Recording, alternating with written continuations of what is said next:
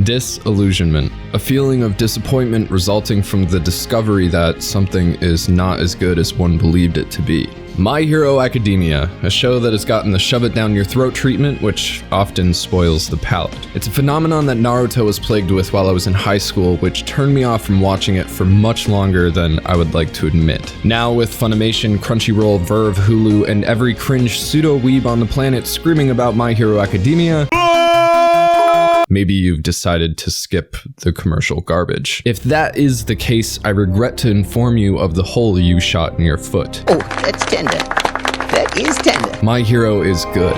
It's very good. I say this as a fan of the classics. You do not want to miss My Hero Academia. And chances are that you haven't, but looking at our demographics, a large portion of our audience is our age, and we respect you. So if you're still napping on this one, it's time to get woke! The majority of us have run the shonen block, and let's be honest, the majority of us aren't even shonen anymore. But if you're expecting another 300 episode anime about a young boy with an outrageous appetite to match his outrageous power level and hair, well, I would like to remove your disillusionment as non-spoilery as possible. My Hero's protagonist Midoriya is the essence of disillusionment. A boy who grew up in a superhero world with every reason to believe he too would develop a quirk of his own. Yet he doesn't, and as time passes and no powers emerge, it becomes completely clear that Midoriya will never realize his dreams. And while for us not having superpowers is completely normal, albeit still very disappointing, with Midoriya it makes him an outcast of society, a kid to be picked on. Being normal is abnormal, and to set up a young kid like Midoriya, a powerless underdog, as the protagonist of My Hero Academia is a decisive break from the shonen formula. Naruto, Natsu, Goku, Luffy, pick a popular shonen, and the main pull behind that anime is a confident, somewhat hot-headed, sometimes underdogged, overpowered character. My Hero doesn't do that, and it's the first step in showing just how unique and important Midoriya's character is. If you've ever wondered what makes My Hero Academia special, what elevated it to the success it currently rides, all you need to do is look at what makes Midoriya different. His story, his personalities, his mentors, and his journey to becoming the #1 hero have created an utterly exceptional piece of shonen anime. So let's get into it.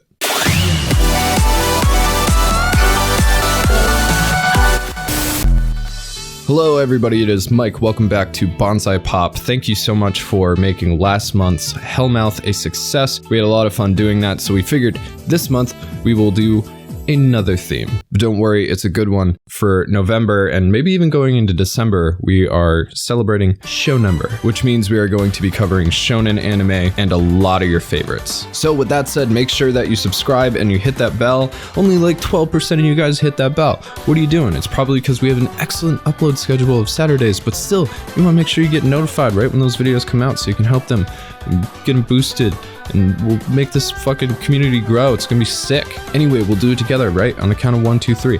1, 2, 3. Hit it. Waking up sucks. Sleep is a sweet bereavement of responsibility where we simply get to turn off and breathe and dream for a while. Illusion is a lot like sleep. Disillusion is a lot more like waking up. So let's rip the band-aid and cast off illusion. You're either here because you like anime, you like Bonsai Pop, or you like My Hero Academia and want to hear another person reaffirm your opinions on it. Chances are you probably like video games too, manga, comic books. We all have worlds we wished at some point we could be a part of, and we all realized one day that we would never be able to, that we never even had a chance. That TV remote never shot into our hands like Luke's lightsaber. We never developed mutant powers or got a letter to Hogwarts. One day we woke up, the illusion went away, and it hurt. Midoriya is the future #1 hero of the world of My Hero Academia. We know this from as early as the 2nd episode, and being privy to this information turns the show into essentially a biopic for Midoriya, whose struggles are super real. Coming from a place where almost all shonen battle protagonists are overpowered ballbusters with special attributes and characteristics that make them stand out, Midoriya is undeniably generic. He's basic looking as fuck. He's got no crazy muscles that make no anatomical sense, no special powers that shine a limelight on him. Even his hair is just wavy? He's powerless, shy, and a massive superhero otaku, and he always has been, making the news that he will never have a power that much more devastating. It's like having the $1 billion scratch ticket in your hand and losing it. He's hit with this blow at such a young age, and you can feel that pain watching his mother's heart break for him. Knowing how it all ends doesn't remove the excitement or the pain. Instead, through the narrative and the emotional range which the show is so capable of handling, you immediately connect with Midoriya and begin to root for him. That dichotomy of who he is and what he's destined to become is fascinating and pulls on the heartstrings harder than Naruto ever did. Because while Naruto is an outcast, he's still innately exceptional. Midoriya is not at all. It's this difference that creates an emotional through line to his character, as many of us often don't see anything special in ourselves, and it draws us into his story. Despite the fictional aspect of the setting, the realism of Midoriya's struggles is far more grounded than a typical shonen fight rag. Obviously, he attains power, but he does so as a gift, emphasizing the absolute necessity for others in pursuit of your dreams. The fact that they were given to him by his personal hero and the world's #1 hero, Almighty, emphasizes the reality of luck playing a part in that pursuit as well, but also disillusionment. Things aren't always as great as they seem. People aren't always as great as they seem, and every time Midoriya gains an inch, his eyes open to the reality lurking behind the veil of his ignorance. All Might at this point is really all show, barely keeping himself together after sustaining an injury years prior. He's in as much need of a successor as Midoriya is of a benefactor. However, wanting something and earning something are very different, and I think this is the true meaning behind the academia aspect of the show. Rarely do people understand the work and the time that is put into creating the thing they want to be it a hero or a movie star. I say this as I write the 4th draft of this script. While Midoriya immediately gains everything he ever wanted, he is physically and mentally incapable of wielding it in any way resembling effective without it also being self-destructive. This isn't a show of leaps and bounds like Dragon Ball Z. Instead, it takes its time like it should, intimately connecting the dots from point A to point Z,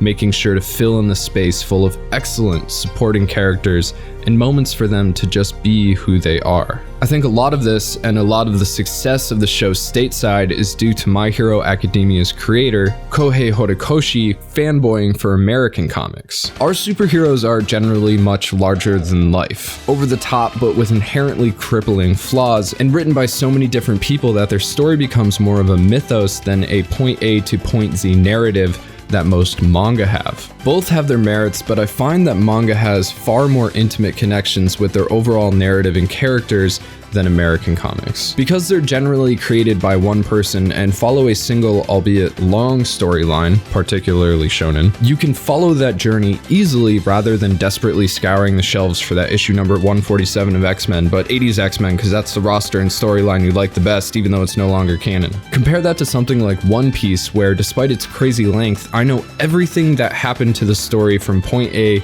to point Z. There's no ambiguity, and Horikoshi set out to create an American-style world of heroes with the Japanese sensibility of stability and Midoriya at the front. It's his story, and that's it. But it's supported by a cast of characters necessary to make a character as plain as Midoriya stand out. Because he's basic, but also because above all of them, Midoriya alone gets what being a hero is all about. Because of his consistent fanboying and because he came from nothing. Someone who grew up starving is always going to appreciate food more than someone who never wanted for it. Understanding need fuels drive, and Midoriya has that in spades. That's the reason All Might chose Midoriya to inherit his quirk, besides desperation. Midoriya already understood the mentality of a hero, but he unfortunately lacked the physical abilities to be one. And for the most part, still does. It's season 4 and the kid is still finding himself, but I'm